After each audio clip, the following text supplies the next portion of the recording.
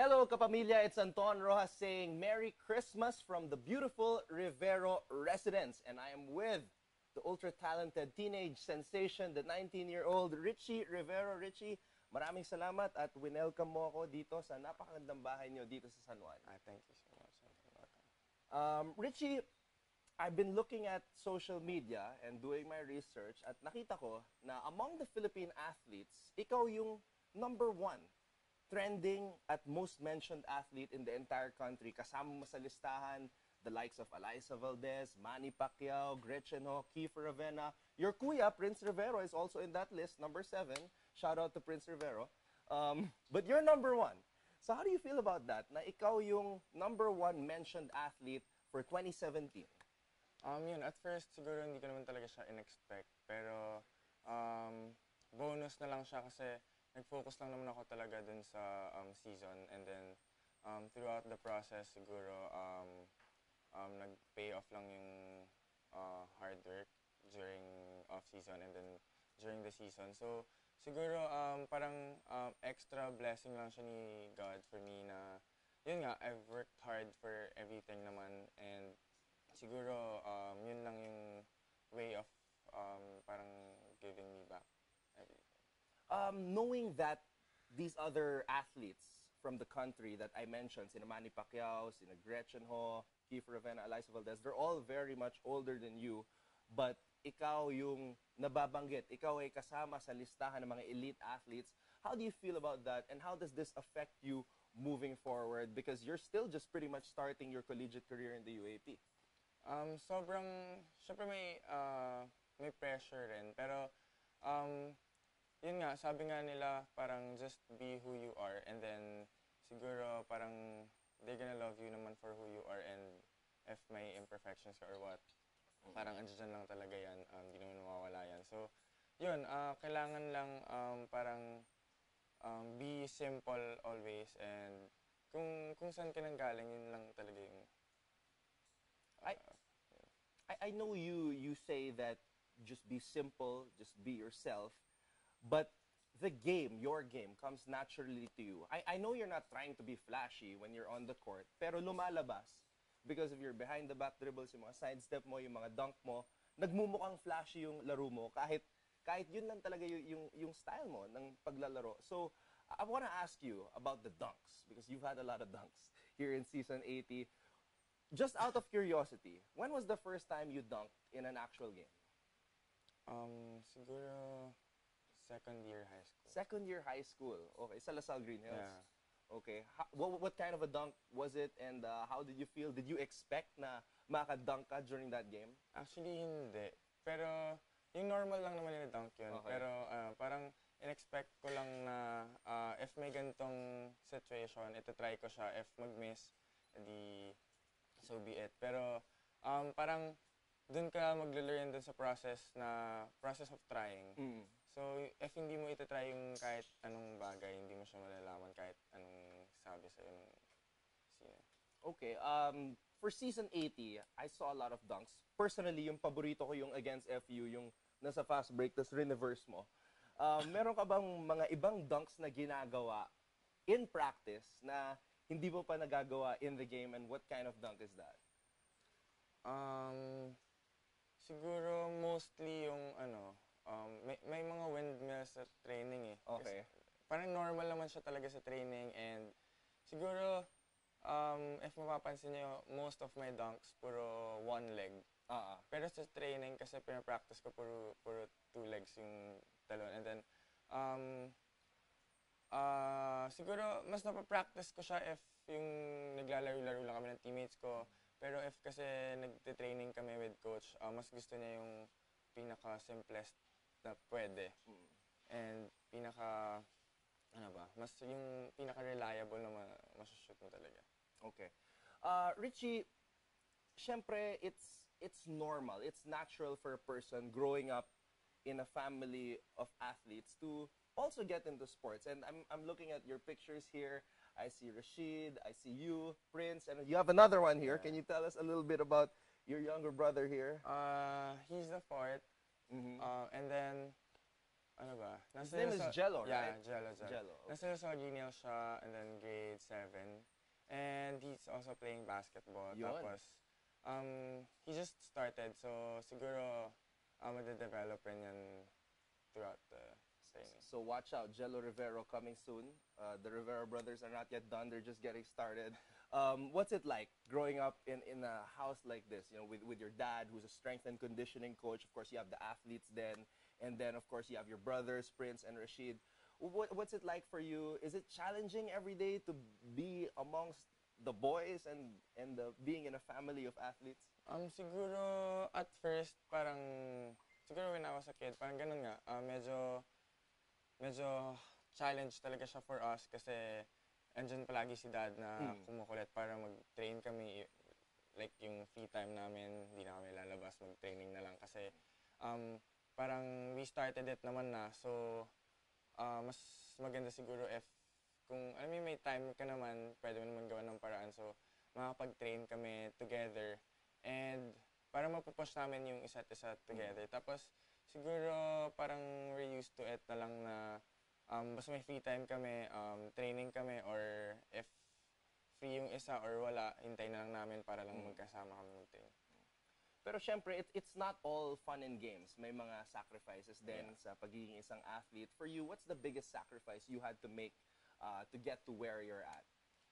Siguro, when I was in 6th grade, I went here na. Tapos si dad andito and si Prince. Tapos naghiwalay yung family kasi ando dun si mom and hindi niya naman maiwan yung business.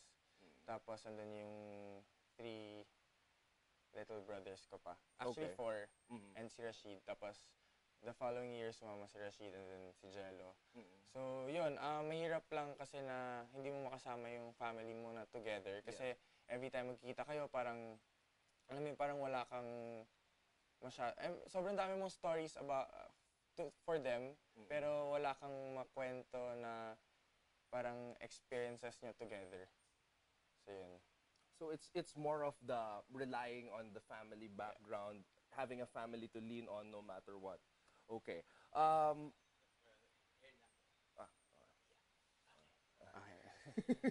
Okay. Okay. Game. Okay. Richie, I guess with all the happenings online on social media, I guess your life has changed in terms of when you go out, your status as a celebrity athlete. How do you feel about that?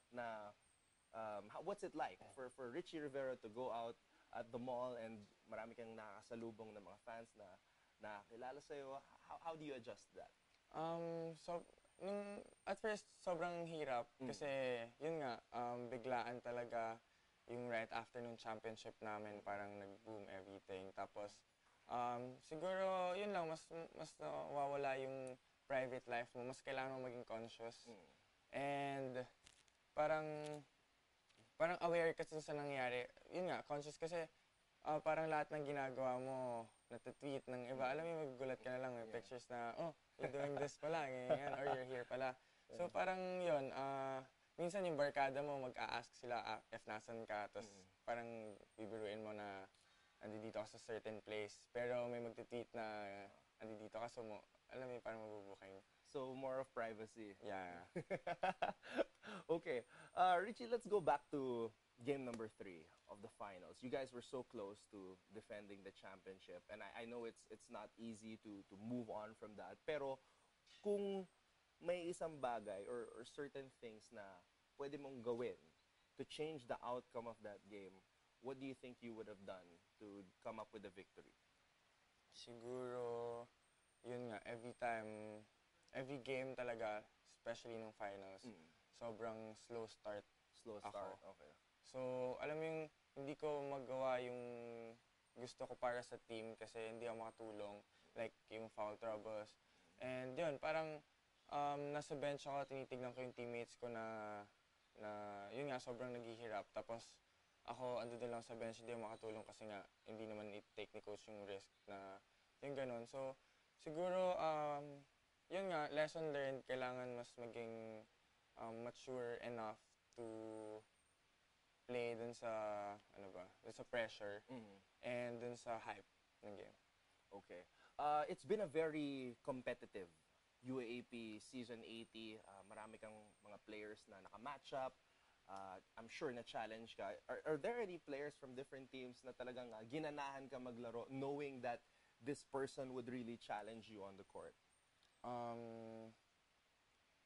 Siguro every game naman yata may ganon, pero yung first game kasi against UP, sobrang na-challenge ako kay coach kasi sinabi niya na parang try to stop Paul nga, pero 30 points ata. Paul, siya, 30 points ba? So kami, parang lahat kami, anong gagawin natin if ganyan yung player kahit challenge sa shoot.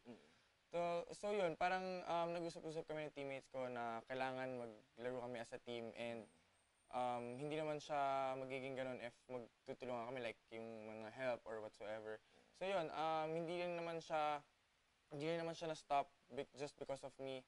Na-stop siya because of the whole team, especially yung kay Ben nung second round. Yeah. Yun, sobrang naghanda kami pero we prepare naman every game pero parang mas nahalata lang kasi grabe talaga yung outcome ng game niya nung first game. Okay, Ricci, what about you mentioned Coach Aldin Ayo, the adjustments that he made. Para sa'yo, in your first 2 years with LaSalle, what's the most valuable lesson you've learned from Coach Aldin? Siguro sinabi niya na don't believe in faith, believe in faith. Kasi yung faith, andyan lang yan, pero if gagawin mo yung part mo and yun, kailangan talaga mag-pray ka daw kay God na parang you're gonna do your part, your best, and then let Him do the rest. Kasi sobrang laking tulong kay Coach Aldin sa amin kasi parang sobrang God-fearing niya. So every week magkakasama kami mag-mass and then every before ng game may mass kami. Tapos mas gusto niya na sama-sama lahat, even yung coaches andun. And then every time may gagawin kami like before training, after training, before we eat dinner, night before dinner night before game may dinner kami and then gusto niya mag-pray kami lahat together. So sobrang nakatulong lang siya for me and sobrang na-appreciate ko kasi sobrang konti lang talaga yung tao nowadays na gano'n na sobrang knowing sa ganitong situation ng siguro country ganyan.